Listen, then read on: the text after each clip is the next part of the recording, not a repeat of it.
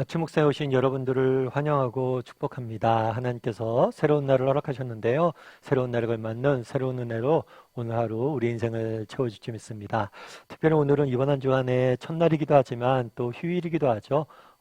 가족과 함께 또 잘 즐거운 시간 보내시고 또 나라를 위해서 또 기도할 수 있는 그런 오늘 하루가 되었으면 좋겠습니다.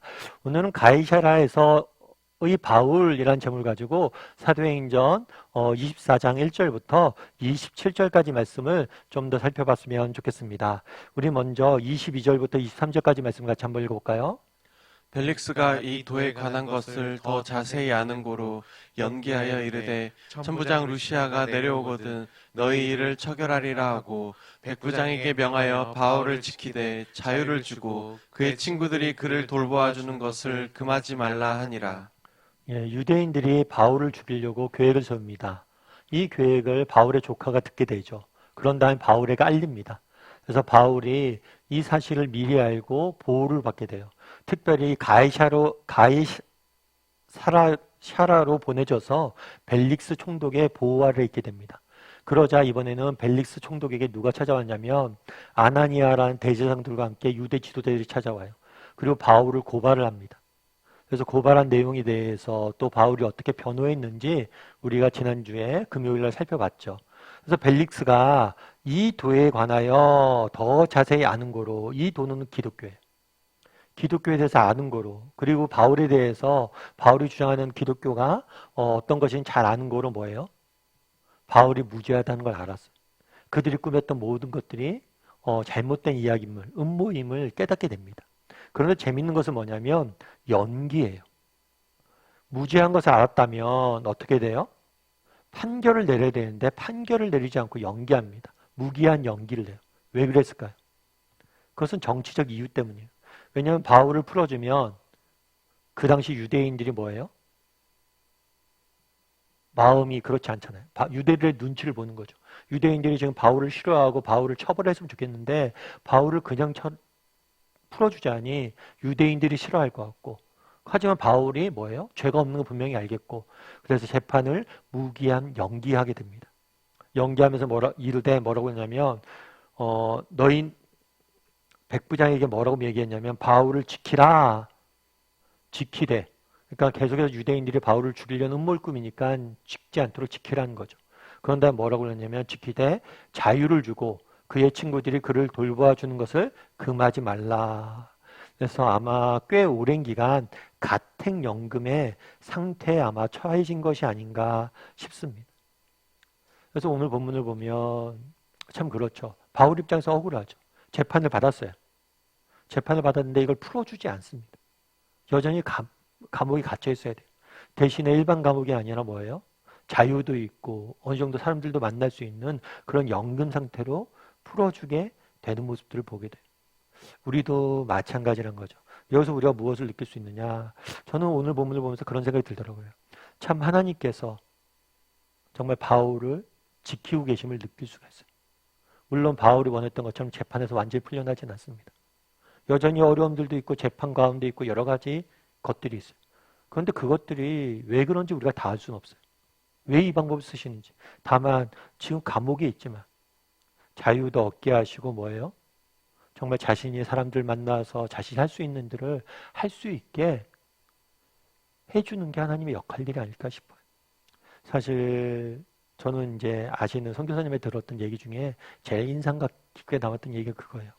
야, 양 목사, 하루하루는 너무 힘든데 1년 1년 너무 힘든데 10년 지나보면 하나님의 나라는 이만큼 확장돼 있다. 이런 이야기를 하시더라고요. 참 제가 그게 공감이 됐어요.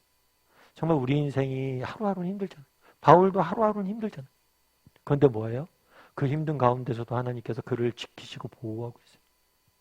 그리고 그를 통해서 하나님이 계획하신 일들을 이루어가는 모습들을 보게 되는 것. 우리도 이 부분에 대해서 확신했으면 좋겠어요. 그랬을 때 하나님께서 우리를 지키실 거예요. 제가 아시는 어떤 책에서 제가 읽은 글인데 목사님이 계세요. 이 목사님은 시골에서 자랐나 봐요. 시골에 자랐는데 어렸을 때 추억에 대해서 이야기하는 거예요. 어렸을 때 아버지가 가끔 그런 적이 있대요. 야, 연마을 좀 다녀오자. 그리고 한밤중에 길을 나서는 경우가 있대요. 여러분 시골길이 뭐 서울길과 다르잖아요. 어두컴컴하고 무섭잖아요. 특별히 달이 안 뜬 날은 정말 무섭거든요. 그런데 밤밤중에 옆마을로 산을 넘어서 이렇게 가는데 하나도 무섭지가 않대. 왜요? 아버지가 함께 가잖아요. 아버지 등 때문에 그렇다고 그러더라고요. 아버지 등만 보고 가면 아버지가 앞에서 다 해결해 주시니까. 그래서 주변의 환경이 아니라 아버지 등만 봐서 그렇다. 그런 얘기를 썼다. 참 공감이 됐어요. 여러분 우리도 이 땅을 살면서 우리가 봐야 될 건 뭘까요? 하나님의 등이에요. 하나님의 등. 물론 하루하루는 힘듭니다. 정말 1년, 2년 힘들 수 있어요. 그런데 10년 지나보면 아 힘든 가운데에서도 내가 목적지에 왔구나. 이런 것들을 내 인생이 이루었구나. 이런 것들을 맛보게 될 거예요. 그래서 오늘 본문에서 바울을 정말 바울이 풀려나진 않지만 바울이 그곳에서 정말 하나님의 계획 가운데 정말 보호하고 인도하시는 선하신 손길을 보게 됩니다. 또한 우리도 그렇게 인도하실 걸 믿고 살아가는 저와 여러분이 되었으면 좋겠어요. 우리 24절부터 27절까지 말씀 같이 한번 읽어볼까요? 수일 후에 벨릭스가 그 아내 유대 여자 드루실라와 함께 와서 바울을 불러 그리스도 예수 믿는 도를 듣거늘 바울이 의와 절제와 장차 오는 심판을 강론하니 벨릭스가 두려워하여 대답하되 지금은 가라 내가 틈이 있으면 너를 부르리라 하고 동시에 또 바울에게서 돈을 받을까 바라는 고로 더 자주 불러 같이 이야기하더라. 이태가 지난 후 보르기오 베스도가 벨릭스의 소임을 이어받으니 벨릭스가 유대인의 마음을 얻고자 하여 바울을 구류하여 두니라. 예. 바울이 2년 동안 계속해서 구금 상태를 있게 됩니다. 그래서 2년 후에 누가 등장을 하냐면 벨릭스 다음에 베스도가 후임 총독으로 와요. 그때까지 바울을 2년 동안 가택 구금 상태로 둬요. 근데 재밌는 것은 벨릭스의 태도예요. 벨릭스가 바울을 이렇게 둔 건 앞서 얘기했던 것처럼 유대인의 마음을 얻고자 한 거예요. 눈치를 보는 거죠. 그런데 바울에게 와서 종종 불러서 뭘 했어요? 기독교에 대한 도를 들었어요. 근데 도를 들었는데 바울의 그 사람의 관심은 어디에 있어요? 바울에게서 뭐예요? 돈을 받을까 바라는 마음에. 바울이 앞서 얘기했던 것처럼 그렇게 한 거죠. 벨릭스가 사람들 와서 그를 후원하게 해라. 그러니까 보니까 많은 기독교인들이 와서 바울을 돕고 막 그런 걸 보니까 야 바울이 후원하는 사람이 많은가 보다. 저 사람에게 조금 뭔가를 뜯어낼 게 있을까? 돈을 받을 수 있을까? 해서 바울을 불러서 뭐라는 거예요? 이야기를 듣는 거예요. 바울은 뭘 이야기를 해요? 장차 오실 심판과 또 생명에 대해서 이야기를 하는데 벨릭스에는 뭐에만 관심이 있는 거예요? 돈이나 자신이 유기하는 정치적인 목적이나 이 땅의 것들만 관심이 있는 거죠. 그래서 오늘 본문에 보면 극명하게 들어가는 건 뭐냐면 바울이 복음을 전하고 생명에 대해서 이야기하는데 벨릭스는 그 이야기를 듣고도 뭐에 대해서만 관심 있어요? 이 땅의 것들에 대해서만. 정말 정치적인 자기의 그런 목적들 그리고 경제적인 목적들만 시선이 가 있는 모습들을 보게 되는 거죠. 그럼 우리는 어떨까요? 우리에게도 이러진 않냐는 거예요. 정말 영원한 생명이 우리에게 있잖아요. 그런데 이 땅에 살면서 필요한 것들이 있죠. 이런 것도 우리가 열심히 노력해서 채워가야 돼요. 그런데 이 땅의 것들에만 현실에만 우리의 시선이 너무 맞춰져 있지 않냐는 거예요. 정말 우리에게 있는 영원한 생명 정말 우리와 함께 하신 하나님 우리에게 있는 이 구원의 은혜 이것들을 우리가 잊고 살지 않느냐는 거예요. 지난번에 제가 한번 설교 때 말씀드렸는데 록펠러라는 분이 계세요. 이분은 전 세계에서 가장 부자로 알려져 있어요. 억만장자. 이분이 왜 이렇게 부자가 됐냐? 어렸을 때 원래 가난했어요. 근데 미국에서 석유회사를 했어요. 석유회사를 해서 성공을 한 거죠. 그래서 석유회사를 해서 돈을 너무 많이 번 거예요. 억만장자가 된 거죠. 그런데 이분이 나중에 돌아가셨어요. 돌아가셨는데 많은 사람들이 물은 거예요. 뭐냐면 이분이 재산이 뭐 억만장자니까 그리고 그 이상 될 거다 뭐 이런 얘기를 있으니까 물은 거죠. 그분이 남긴 재산이 얼마입니까? 라고 이야기했을 때 그 변호사가 멋진 말을 했어요. 뭐라고 얘기했냐면 그분은 자신이 가진 모든 것을 남기고 갔습니다.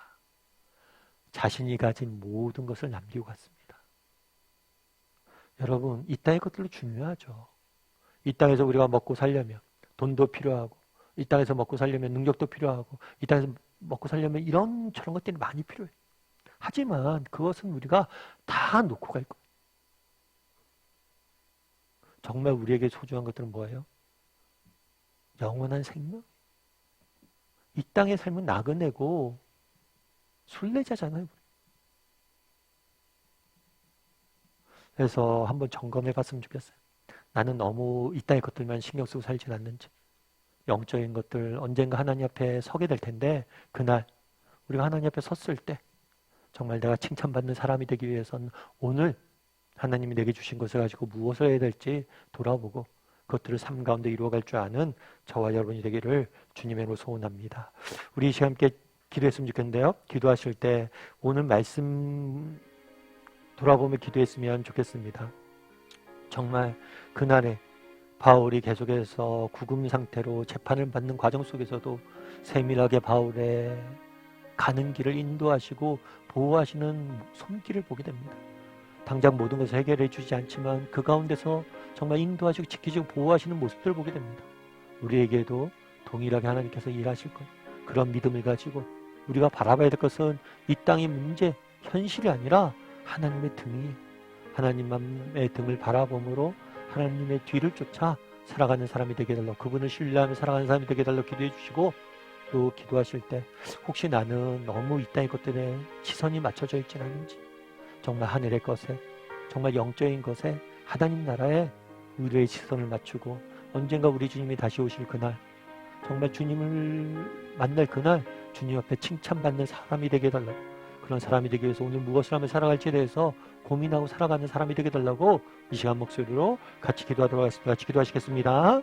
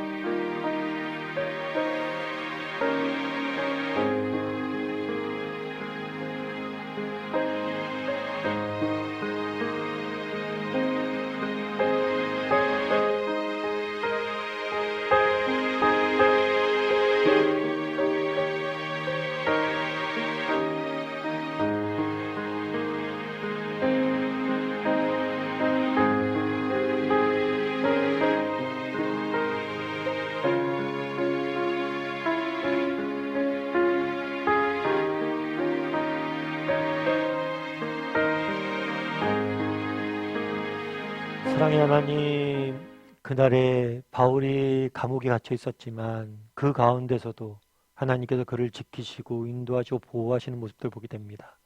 때로는 우리 인생에 어려움들과 환난과 아픔들이 있지만 그 가운데서도 우리를 지키시고 보호하시고 일하시는 그 하나님을 신뢰하고 그분을 믿고 소망함으로 이 땅에 살아갈 수 있는, 하나님의 등을 바라보며 살아갈 줄 아는 우리 모두가 될 수 있도록 주여 은혜를 더하여 주시옵소서.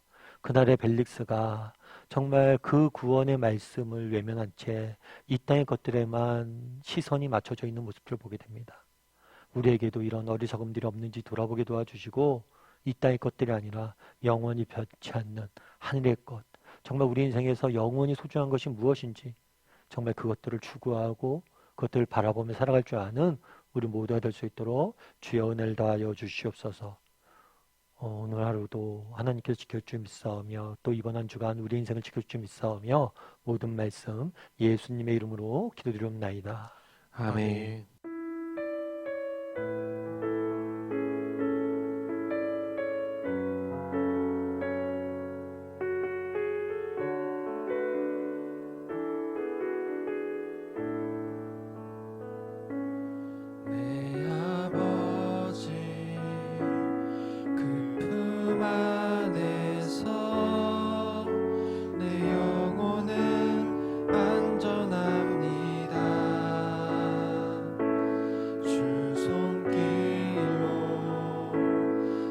삶을 안으시니 그 평강이 나를 덮습니다.